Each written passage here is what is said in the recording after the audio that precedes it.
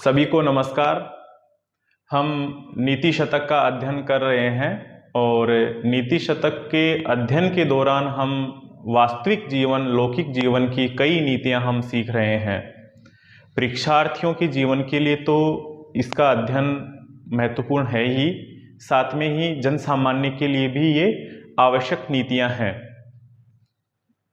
देखिए, ये जो पद्य है इसमें महाकवि भर्तृहरि हैं, वो बताना चाहते हैं कि अपने जीवन का वास्तविक आभूषण क्या है। कई बार मनुष्यों को आपने देखा होगा कि कुंडल हार आदि पहन लेते हैं, वो चंदन का लेप कर लेते हैं, पुष्पों की माला धारण कर लेते हैं, वो बार बार स्नान करके चंदन आदि का लेप करके माला पहन करके और वो अपने केशों को संवारेंगे। तो इन सबको महाकवि ने कहा है कि ये वास्तविक आभूषण नहीं है। वास्तविक आभूषण क्या है वो इस पद्य के माध्यम से हम पढ़ेंगे।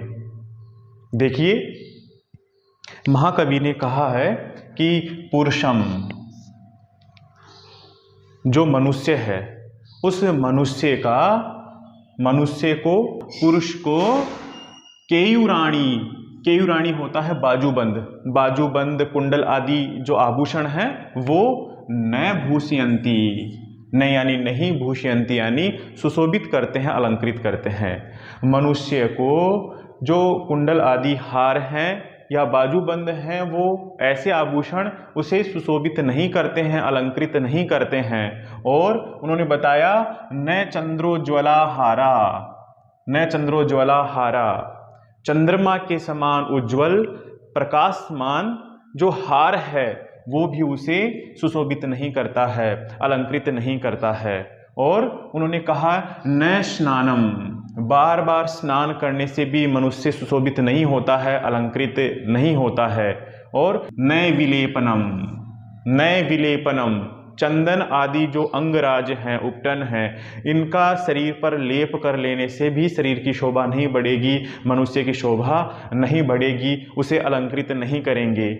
और न कुसुमम, जो पुष्प आदि की मालाएं हैं उनको धारण कर लेने से भी मनुष्य को अलंकृत नहीं किया जा सकता, मनुष्य उससे अलंकृत नहीं होगा। न अलंकृता मूर्धजा न अलंकृता, मूर्धजा जो बाल हैं, केस आदि हैं, उनको संवारने से भी न अलंकृता, सुशोभित नहीं होंगे, उनको संवारने से भी शोभा नहीं बढ़ेगी, वो सुशोभित नहीं होगा। तो फिर किससे होगा? मनुष्य वास्तव में किससे शोभायमान होगा, सुशोभित होगा? उसे अलंकृत कौन कर सकता है? तो उन्होंने कहा है कि पुरुषम, मनुष्य को यहाँ पर दिया है वाण्यक्या, यहाँ पर संधि विच्छेद कर लेंगे, यहाँ पर यण संधि हो रखी है तो वाणी एका, संधि विच्छेद करने पर आएगा वाणी एका समलंकरोति, एकमात्र जो वाणी है वो ही उसे अलंकृत कर सकती है, उसी से वो शोभायमान होता है। लेकिन वो वाणी कैसी है? तो इन्होंने कहा है कि या जो संस्कृता धार्यते, संस्कृता सुसंस्कृत है, परिष्कृत वाणी है, ऐसी वाणी को जो धारण करता है पुरुष, वो ही क्या है? समलंकृति है, वो ही सुशोभित होता है, शोभायमान है। और आगे उन्होंने क्या कहा है कि जो आपने पहले ये जान लिया है, इनका क्या अस्तित्व है फिर? तो उन्होंने बताया कि जो ये भूषणानी, कि जो आभूषण हैं, ये आभूषण तो खलु अवश्य ही निश्चित रूप से क्षीयन्ते, समय के साथ में नष्ट हो जाते हैं। जो आभूषण हैं, सोने चांदी के बने हुए जो आभूषण हैं, ये आभूषण तो समय के साथ में नष्ट हो जाते हैं। लेकिन वाग्भूषणम, जो सुसंस्कृत परिष्कृत वाणी वाला जो आभूषण है ना, ये आभूषण तो सततम, सदैव ही भूषणम, आभूषण रहता है। महाकवि ने इस पद्य के माध्यम से बताया है कि हम वास्तविक अपना जो अलंकार है मनुष्य का, वो एक सुसंस्कृत परिष्कृत वाणी ही है, जिसके द्वारा वह पुरुष सुशोभित होता है। क्योंकि वाणी है वो उस सुसंस्कृत वाणी के कारण से सदैव ही उसका अस्तित्व बना रहेगा। लेकिन जो सोने चांदी के जो आभूषण हैं वो तो एक निश्चित समय के साथ में तो नश्वर हैं, समय के साथ में नष्ट हो जाएंगे।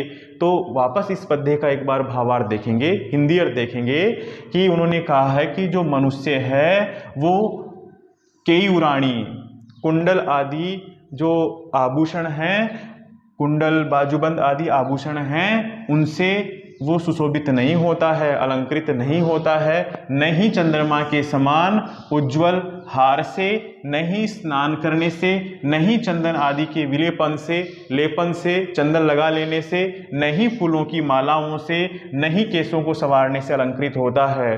वह पुरुष तो सुसंस्कृत वाणी को धारण करने वाली जो एकमात्र वाणी है उसी से अलंकृत होता है। और जो आभूषण हैं, सोने चांदी आदि के जो आभूषण हैं वो तो निश्चित रूप से ही एक समय बाद में नष्ट हो जाने हैं, लेकिन जो वाणी रूपी आभूषण है वो तो सदैव ही आभूषण रहने वाला है। जो वाणी रूपी आभूषण है वो तो आभूषण ही रहेगा। अगर किसी व्यक्ति की भाषा सुसंस्कृत है, परिष्कृत है, तो ऐसे व्यक्ति की जो वाणी है वो तो सदैव ही उसके लिए आभूषण रहेगी। लेकिन जो इसमें ऊपर दिया है, जैसे कुंडल आदि हार है, बाजूबंद है, और स्नान करना, चंदन का विलेप करना, फूलों को धारण करना, केशों को संवारना, ये तो एक समय के साथ में नष्ट हो जाने हैं। लेकिन सुसंस्कृत वाणी रूपी जो अलंकार है ये तो सदैव ही रहना है, ये तो सदैव ही आभूषण रहेगा। देखिए, इस पद्य के माध्यम से महाकवि भर्तृहरि कह रहे हैं कि वास्तविक आभूषण तो सुसंस्कृत वाणी ही है, जिससे पुरुष सदैव अलंकृत रहता है। यहाँ पर इस पंक्ति को आप याद रखेंगे कि सततम वागभूषणम भूषणम, परिष्कृत सुसंस्कृत वाणी रूपी जो आभूषण है वो तो सदैव ही आभूषण रहेगा, हमेशा ही वो आभूषण माना जाएगा। तो आज की क्लास में इतना ही, अब मिलते हैं अगली क्लास में। धन्यवाद। आप अपना अध्ययन जारी रखें और जल्दी ही हम नीति शतक ग्रंथ को पूरा करके अन्य ग्रंथ का अध्ययन प्रारंभ करेंगे।